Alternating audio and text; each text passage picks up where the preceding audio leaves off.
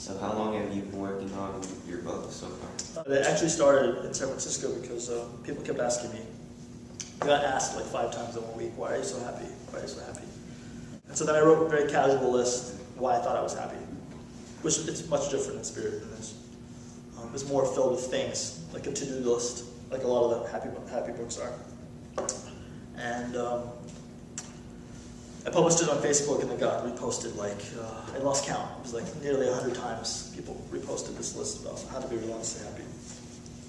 And I thought, oh, I'm going to make a book about this. But as I started to write it, I understood that a lot of people were writing books about how to be happy that were containing lists of things to do, organize your closet, learn a new language, all that kind of stuff. And I meditated about it for a few months, and I realized that's not really what I wanted to say.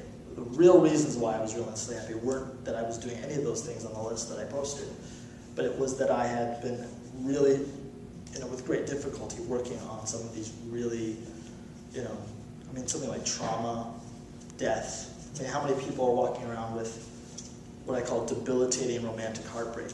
So many people. You can probably find people in this building who are listening to the same sad song 50 times tonight because they're hurt. Kind of a serious book for a happiness book. It's not rah, rah, rah, pour paint over everything. A happiness that contains a range of other feelings. That's, I think, more authentic. I think leaving the lands of sadness confidently is different than shakily avoiding the lands of sadness.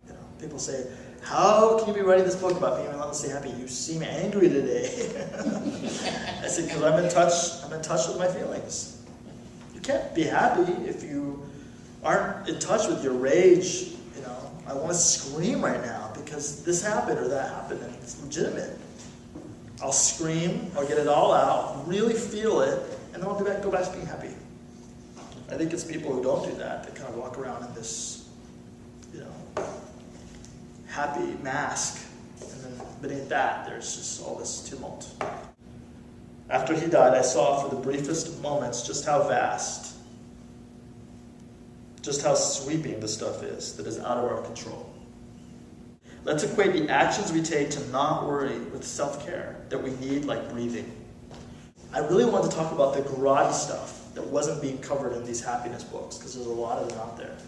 And when I go to Amazon, one of the things I did when I was writing this book is I went to Amazon, I read the readers' comments, and I wanted to see what the readers thought.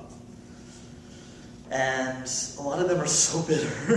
They're bitter about reading these books because they're just like, I don't live in New York in a penthouse.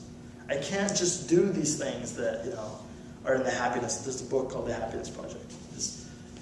She's a millionaire. This woman who wrote this book is a millionaire, And all the things that a lot of the things that she suggests in her book, they're not easy for the average person to do. So I decided to write a book that was for the average heartbroken person who didn't have anything.